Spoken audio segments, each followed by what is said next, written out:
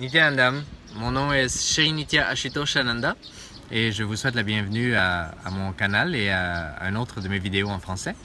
Aujourd'hui, je voulais parler brièvement sur une dimension du Inner Awakening et pourquoi le Inner Awakening c'est une nécessité dans la vie de chaque individu. L'objectif du Inner Awakening, c'est de réaliser qu'il y a quelque chose de supérieur à ce que le conditionnement social nous donne, la réalisation que Sadashiva existe, et qu'il y a une intelligence cosmique supérieure à laquelle on peut connecter, et cette intelligence supérieure est assez intelligente pour gérer notre vie. On n'a pas besoin de porter le poids de beaucoup de choses dans la vie que l'on porte et qu'en réalité on n'a pas d'affaire à porter. Et quand on réalise et qu'on développe cette connexion avec cette énergie, eh bien, on ne perd pas notre énergie à entretenir des courants de pensée qui sont inutiles et on rentre en intégrité face aux courants de pensée que l'on doit entretenir pour manifester l'objectif pour lequel on a décidé de venir s'incarner dans un corps humain. Swamiji, c'est un avatar. C'est de l'incarnation physique de cette intelligence cosmique.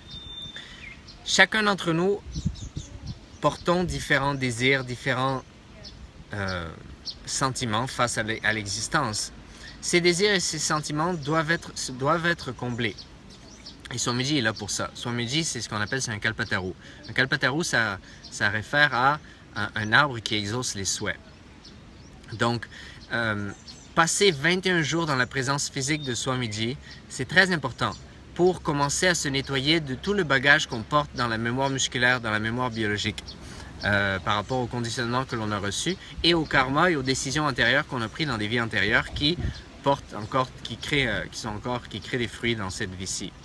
Et Swamiji, il est là pour ça, il est là pour nous faire, on s'assoit avec soi-même, on s'assoit avec lui, et à travers différents types de processus, on nettoie notre mémoire musculaire, notre mémoire biologique, pour revenir à cet espace pur où on peut radier l'espace de Sadashivatva, où on peut manifester l'état, l'espace et les pouvoirs de Sadashiva, et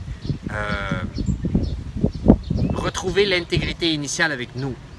La décision pour laquelle on a décidé de s'incarner, se rappeler de cette décision et intégrer cette décision, se réaligner face à cette décision, c'est la seule manière de vivre une vie fulfilled, une vie complète, une vie dans la complétude. Et donc voilà une importante raison pourquoi le Inner Awakening est nécessaire. Être dans la présence du Maître, c'est quelque chose qui n'a pas de prix. Même si Inner Awakening a un prix, être dans la présence du Maître, ça n'a pas de prix. Tout ce qu'il faut, c'est être dans le bon espace et réaliser que c'est ça qu'il nous faut. Et rentrer dans l'espace où on dit que peu importe ce qui est en face de moi, ça ne m'arrêtera pas. Je vais y arriver parce que je sais que c'est ce qu'il y a de mieux pour moi, je vais le faire. Quand on rentre dans cet espace-là, tous les obstacles bougent. Les obstacles seront là et ils vont nous faire croire que ça ne sera pas possible.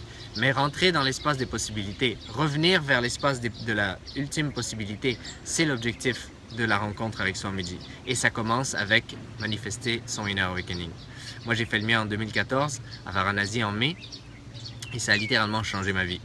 J'en parlerai plus dans d'autres vidéos. Donc pour l'instant, je vous laisse avec ça et je vous revois bientôt. Donc Nityanandam, à bientôt.